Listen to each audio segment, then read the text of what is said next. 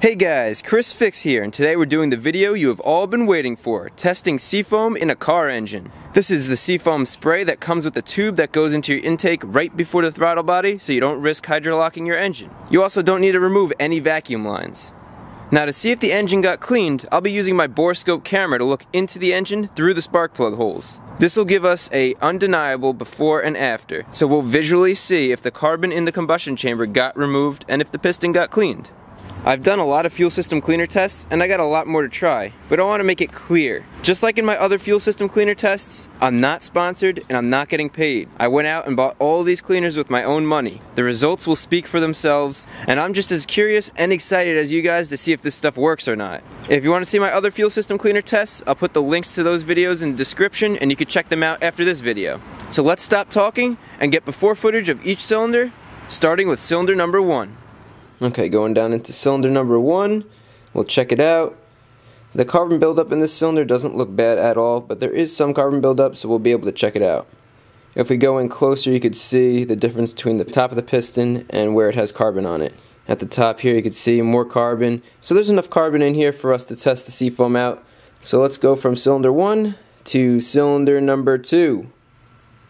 Okay, in cylinder number 2, again, similar amount of carbon in similar places. Take a look at all the carbon around the edge of the piston. There's not too much in the center, but around the edges there's a lot. We don't need to talk too much about this cylinder. Let's go from cylinder 2 to cylinder 3. Okay, in cylinder 3 again, similar amount of carbon in similar places. Go from cylinder 3 to cylinder 4.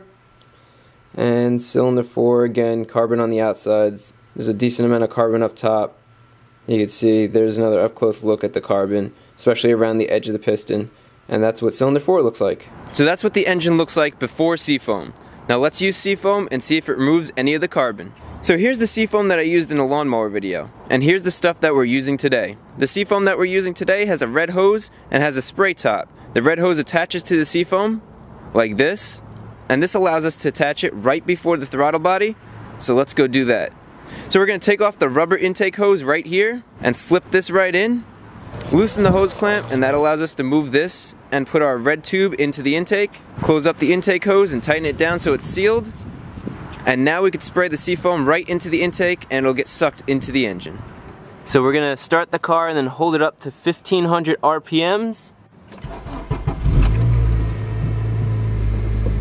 So you want to make sure that your car is fully warmed up and at operating temperature before you spray the Seafoam in. So we're warmed up and we're ready to go. Okay, I just started spraying the Seafoam and the bottle says it takes about 5 minutes to completely empty. So get your pressing fingers comfortable. It takes about 10 seconds for the exhaust to start smoking, but then you can really see it. We'll skip ahead so you don't have to watch 5 minutes of me spraying the Seafoam. And when we're low on Seafoam, hold the nozzle down to spray and shut the engine off, and once the engine shuts off, let go of the nozzle. Now I'll remove the red Seafoam nozzle the same way we put it in, unscrew the hose clamp, loosen the rubber intake, and remove the nozzle. Don't forget to tighten the hose clamp again to prevent any vacuum leaks. So there's barely any Seafoam left, and I would say we used about 90% of it. Now we're going to let the car sit for 5 to 10 minutes, and after 5 to 10 minutes, we'll start her up and let the car run until there isn't any smoke left. There should be a decent amount of smoke now, which is good. This will clear up. Give the engine a few revs to break up any of those carbon deposits.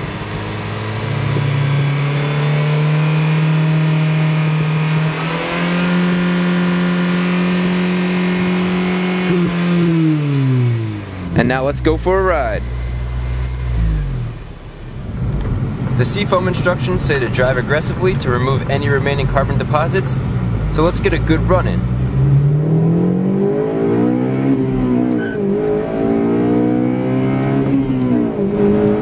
Nice.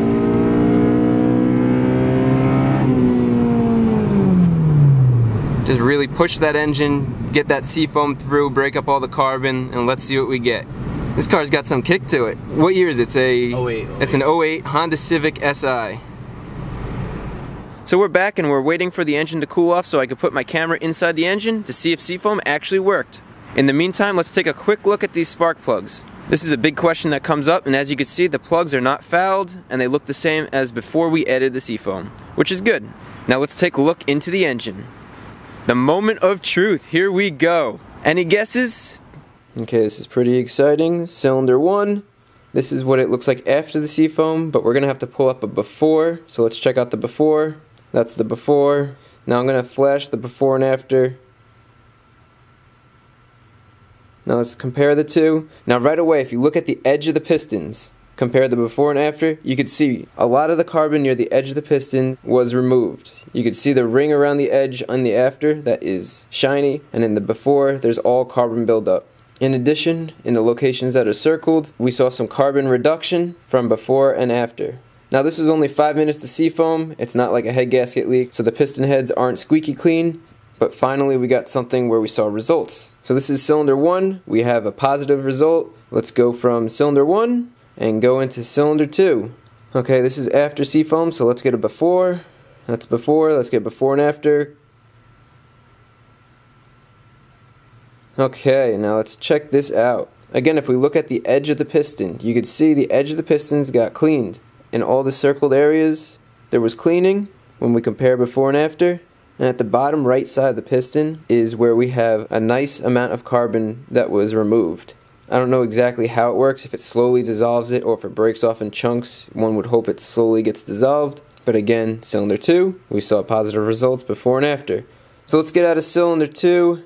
And let's check out the before and after for cylinder 3.